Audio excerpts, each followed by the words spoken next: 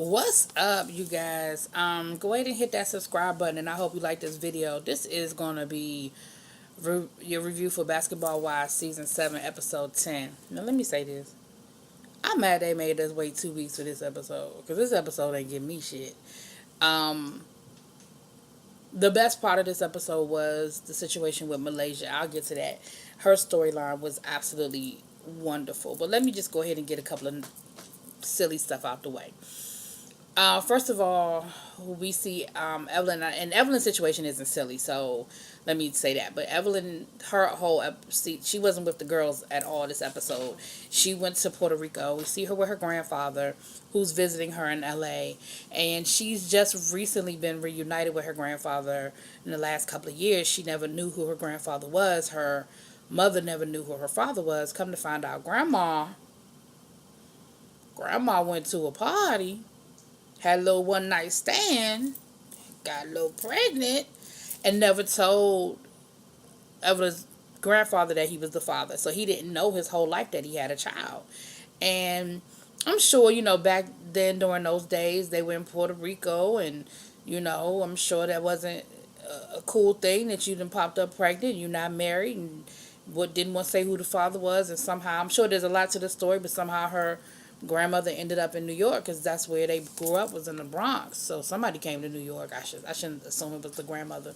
But anyway, we see where he is willing, he wants to have a relationship with them. He said, "Hey, I didn't know," and they seem like a cool guy.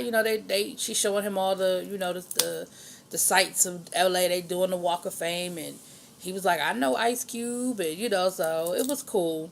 And then we see Evelyn go to Puerto Rico, and this is after Hurricane Harvey, I believe it. And the devastation is still there. Let me tell y'all something. The United States government ought to be ashamed of themselves on how, as a country, Hurricane Harvey was handled with Puerto Rico. I know it was talked about at the time. I know everybody's shown their outrage and stuff. But I really think people forget that Puerto Rico is part of the United States, and that these people are suffering. The island schools are closing. There are parts of the island that still have not gotten what they need. People are homeless. People are dying. And the devastation still. We're talking about almost a year later. We're still dealing with basics like making sure people have clean water and electricity, and schools are open back up. I think they said something like 500 schools closed in Puerto Rico, and they're not going to reopen them.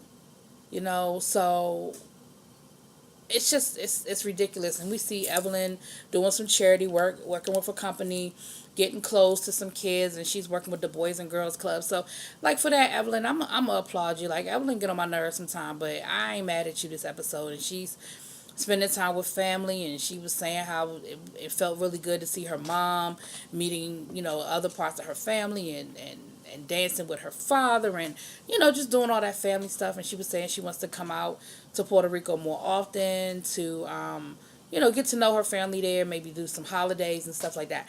So I thought that was cool. But that wasn't like I said, she didn't film with any of the girls this episode. Then Jen, let's get that out the way. Let's just get Jen out the way. Jen don't have no friends, so she hanging out with Kristen. She has to go back to court for her restraining order against Sweetie Pie Boy, and she's nervous and scared and afraid and not sleeping and scared to walk her dog and all those things. So they go to court. She gets Krista to go to court with her because Evelyn ain't there to go. Evelyn in Puerto Rico.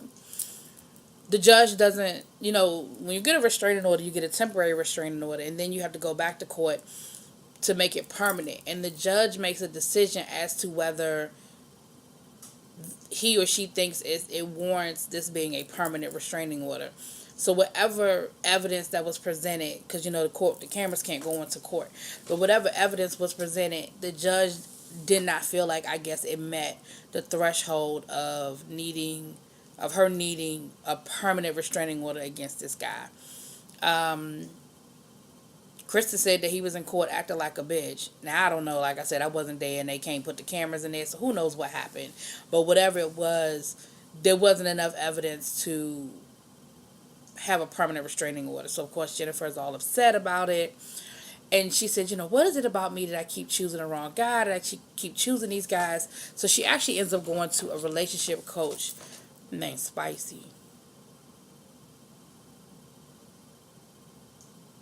I never, I mean, other than Scary Spice and Baby Spice and Posh Spice, I ain't never known nobody named Spicy before. Not as their real name. Like, you're a relationship coach, I would think you're using your real name and not a nickname, but okay, whatever. Um, but she actually gives Jennifer some really good advice. She says, one, you're emulating what you saw growing up. You saw unhealthy relationships. She said that, her parents got divorced when she was young, but when her parents were together, it wasn't a healthy relationship. It wasn't a good relationship. And so that's what you saw, and so you emulated that. You were so afraid of divorce. She said, I probably stayed in my marriage longer than I should have because I didn't want to be divorced. I didn't want to be like my parents. And so, the coach said, look, you have a jealousy streak. She said, well, yeah, I dated an athlete and I had to deal with groupies and women coming after him and infidelity and stuff. So she said, I probably do deal with a little bit of that, because that was my life, And I think the relationship expert gave her some good advice. She said, you're going to have to, when you see those warning bells, you got to listen to them. Because if not, you're going to keep finding yourself in this same situation. You're going to keep dealing with the same thing over and over again.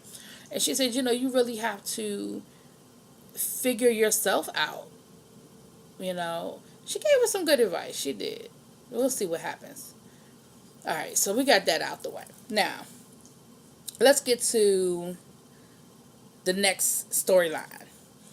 So the episode actually opens up with Christy and Reggie hooking up because Christy is helping Reggie figure out how he's going to propose to Tammy, helping him get the ring and all that good stuff. And so Jackie crazy ass and had him meet her at Animal Farm, talking about something. I think you should get a goat. No, I'm sorry, it wasn't a goat. It was like a mini horse. Talk about put the ring around the horse's neck and have the ring walk over. Oh, excuse me. Walk over to Tammy. Reggie was like, yeah, I don't think that's gonna work. That ain't gonna work. Then they talked about a helicopter ride. He was like, she's scared of helicopters. Then what else did they talk about? They came over a bunch of crazy stuff. Well, no, they didn't. Oh, nudist colony. Jackie gonna tell him to go to the nudist colony. He said, so you want me to propose with my junk hanging out? And Jackie was like, well, wouldn't that be so sensual? Jackie crazy ass. That would be just, so sensual, so beautiful. He was like, no, I don't think that's going to work. So he finally comes up with, he said, Tammy likes crabs. And, I could take her to, her restaurant where we can get some crabs, open it up, and the crab be inside, And I think that's cute.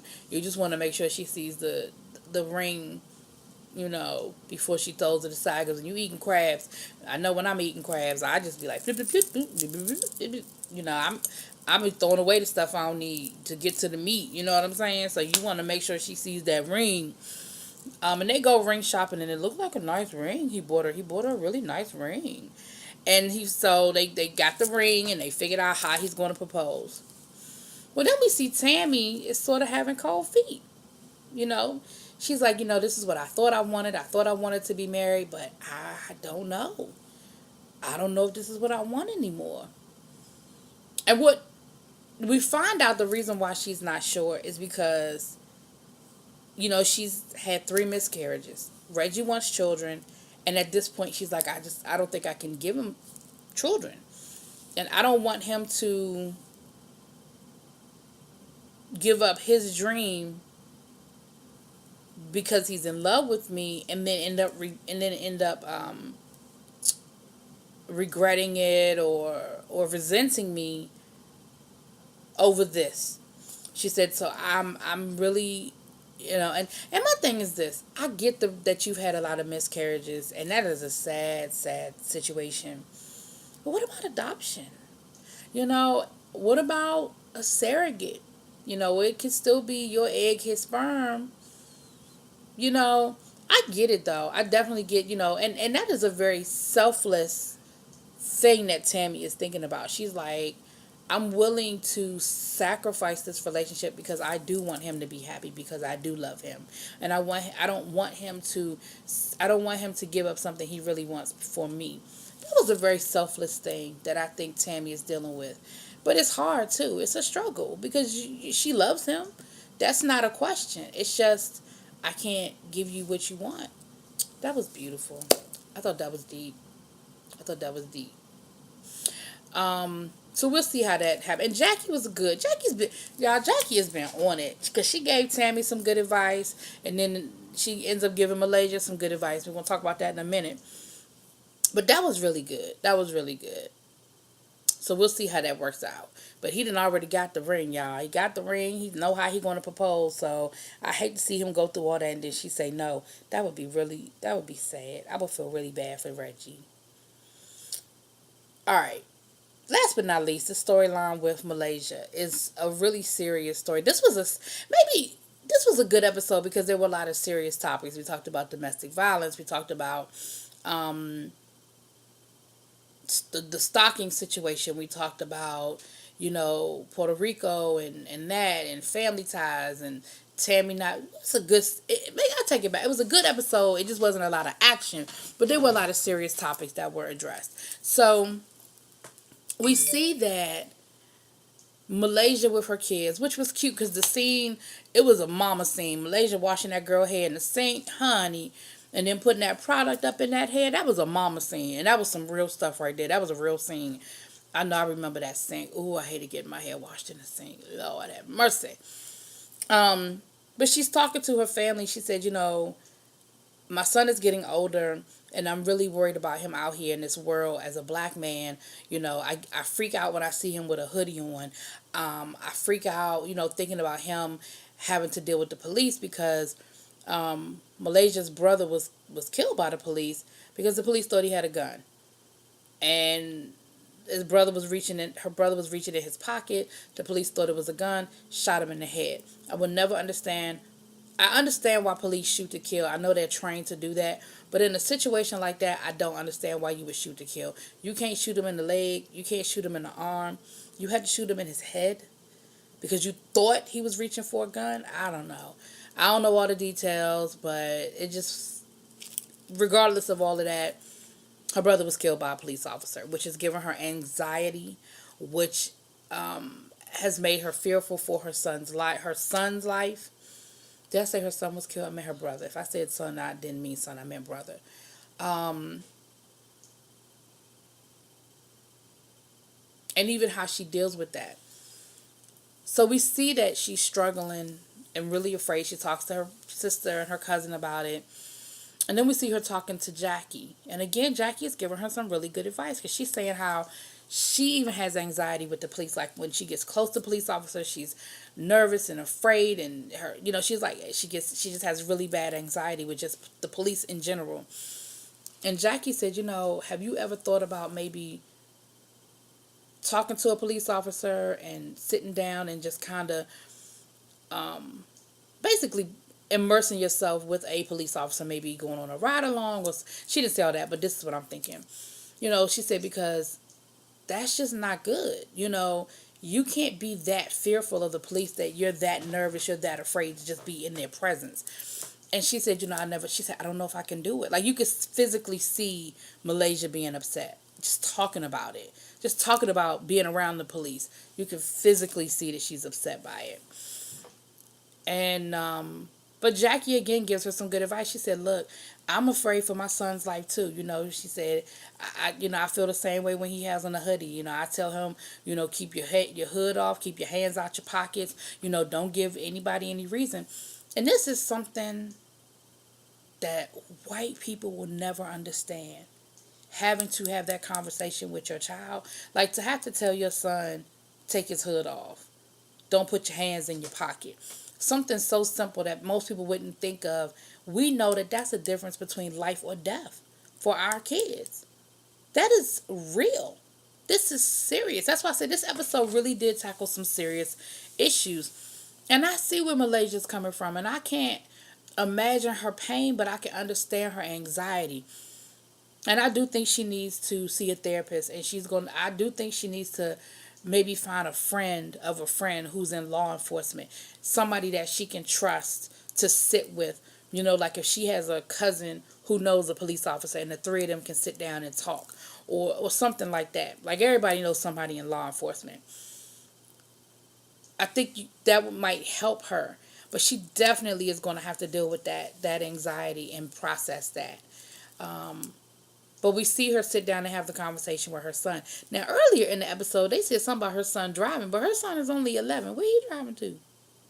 He got a couple of more years before he need to be driving somewhere.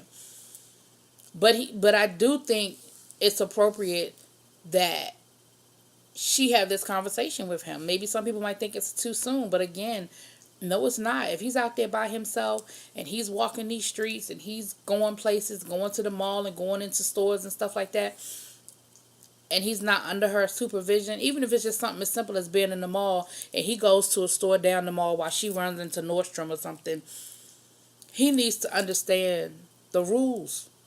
He just needs to know.